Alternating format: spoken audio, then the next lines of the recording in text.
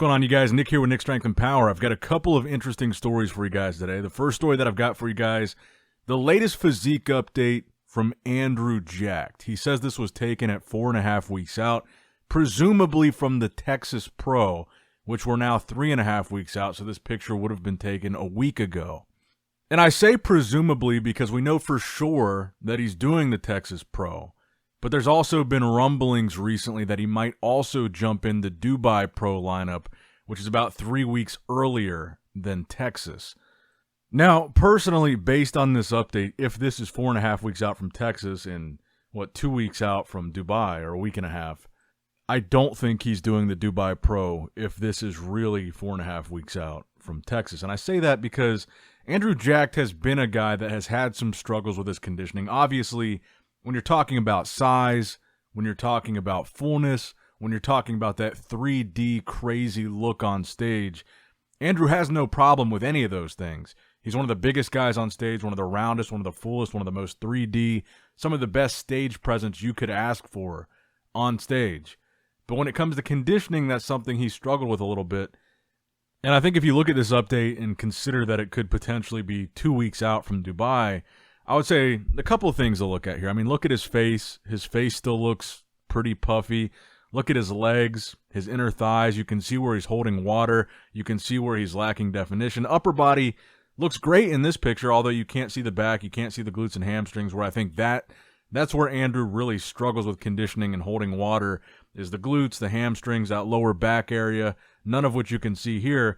This arguably is one of Andrew's best poses. His abs look crazy. His arms look crazy.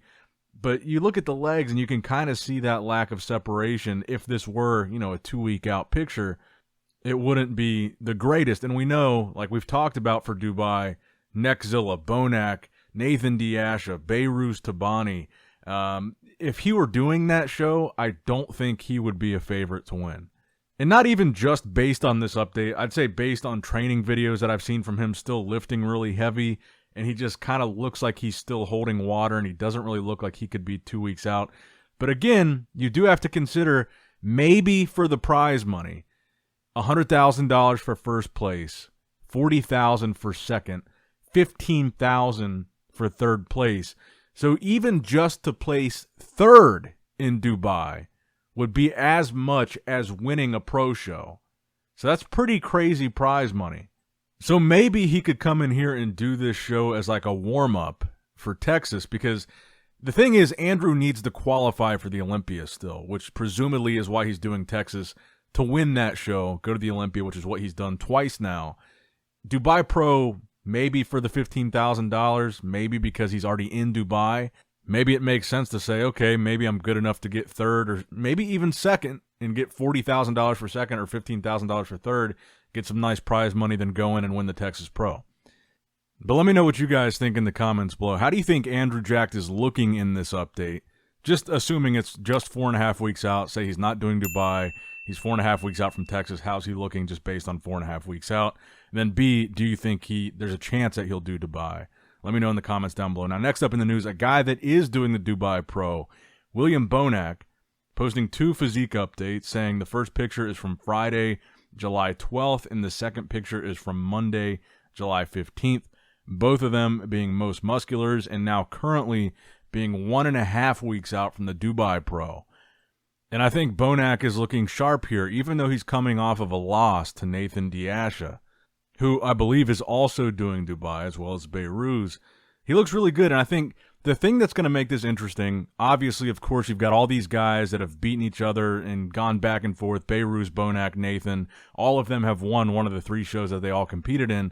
But even more so than that is you've got this monster Neckzilla in the lineup, and Neckzilla is a guy that people are questioning whether or not he can really, truly get in shape in conditioning like Behrooz or conditioning like Bonac. So these are guys that are going to challenge this monster, Rubiel Mosquera, who's going to come in. Obviously, he's going to be big, but these are conditioning guys that have won shows. They've done a lot of shows. Bonac and Nathan in particular won a lot of shows, Bonac and Nathan in particular, and they're consistent. So keep in mind, and I'll show you guys an update of Behrooz. This was from 4 days ago, so this would be 2 weeks out from the Dubai Pro. And look at the condition that Behrooz is in this update. And think about that while I say, you just got to remember that Rubiel has only done one pro show. His pro debut, granted, he did really well. He was top 3. He's never won a pro show. He's only done one show in the IFBB Pro League. And I say this to just kind of constantly put it in the back of your minds to say he still has to prove himself. Yes, he's a freak. Yes, he looks insane on social media. But I think it's just worth pointing out that as crazy as he looks, as insane and just freaky as he is, he has not proven it to the fans yet. Like I said, I think it is a really big deal that he blew off the Arnold US, the Arnold UK, and the New York Pro. Those are 3 really big shows that would have really been huge for him. And they're invitationals too. There's pro bodybuilders that would probably kill for an Arnold Classic Ohio invitation. They don't invite everybody. And you never know if you're going to get that invitation ever again. So I make that point to say, just kind of take Rubiel with a grain of salt, and you got to look at these guys like Behrooz, who we're looking at right now, for example. Behrooz knows he likely won't get his visa again. He likely won't even be able to get to the Olympia. But consistently, every year he still comes, he competes, he brings crazy condition, he wins a show, he qualifies, and he tries to get to the Olympia. He's shown that consistency despite not even getting that ultimate reward of going to the Olympia. Nathan Diasha, the same thing. And I'll pull up this is the latest video of Rubiel. He's just training here. And again, we're about a week and a half out from Dubai right now.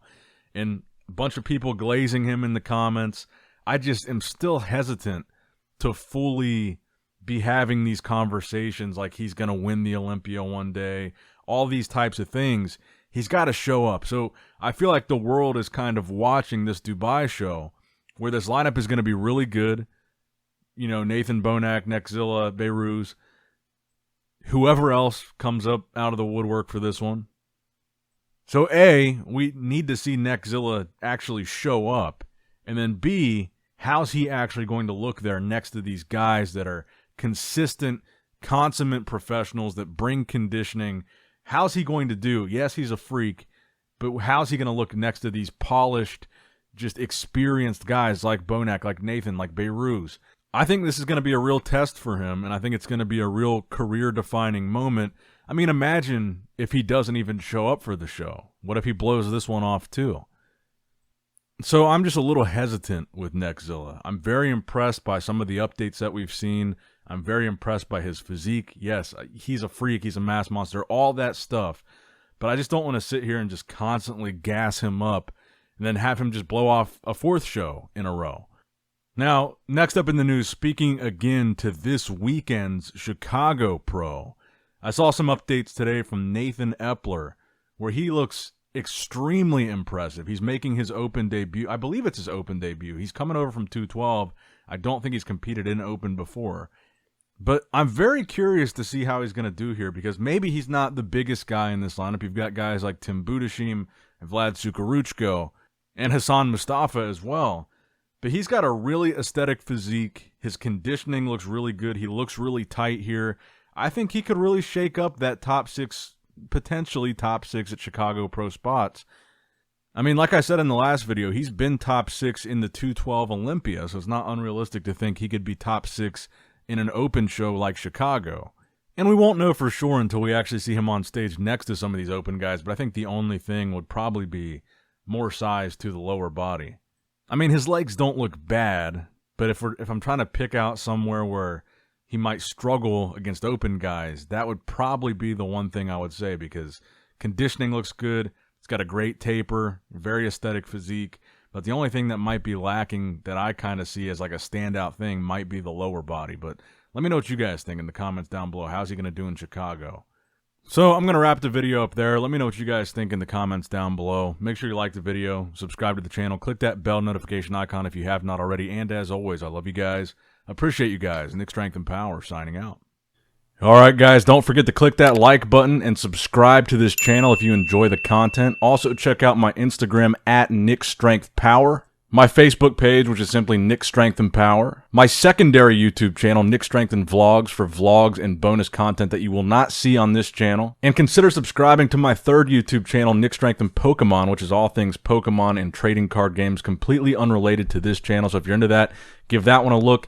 And all links to merchandise and social media will be in the description box below. If you guys want a NICKS&P t-shirt, that will be in the Shopify link below. Have a great day.